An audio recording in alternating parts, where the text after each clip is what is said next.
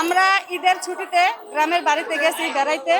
হ্যাঁ, তারা এই সুযোগে করছে কি 147 জন লোকের বের করে দেওয়া হয়েছে। আমাদের গার্মেন্টস এর নাম হচ্ছে টেক্সাস লিমিটেড, ঠিক আছে। আমাদের মালিক হচ্ছে আব্দুল সালাম মুন্সিদ এবং তার এমবয় গ্রুপের মালিক। আমাদের অফিস বন্ধ করে দিচ্ছে এই জন্য। অফিস হচ্ছে মালিবাগ চৌধুরী পাড়া আবুল হোটেলের পাশেই। আমাদের গার্মেন্টস এর নাম হচ্ছে টেক্সাস লিমিটেড, ঠিক আছে।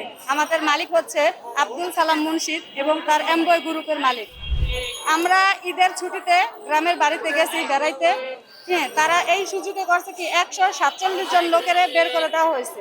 দেওয়ার পরে তারা কি করছে, আমাদের 6 তারিখ অফিস খোলা গেছে, কিন্তু তারা ওই 6 তারিখে না খুললা তারা গেড়ে নির্দিষ্ট কালের জন্য তালা মালা মেরা দিছে। এখন আমাদের দাবি হচ্ছে যে আমরা 147 জন লোক নিয়ে আমরা ওইখানে আবার ডিউটি করতে চাই। আমাদের মালিকের কাছে একটাই দাবি যে আমাদের অফিস খুলে দেওয়া হোক, আমরা আবার চাকরি করব।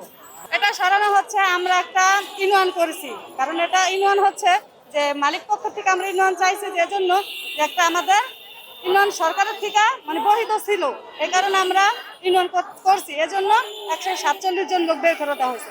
ইউনিয়ন তো আর 147 জন লোকে করে নাই, আমরা সবাই করছি। আমরা 600 শ্রমিক সবাই আমরা এই ইউনিয়ন করছি, কিন্তু 147 জন লোকেরা যে বের করে দেওয়া হলো, আমাদের রাখছে কেন? আমাদেরও বের করে দিত। অপরাধী তো আমরাও, 147 জন লোকে তার অপরাধী না, তার সাথে আমরাও আছি।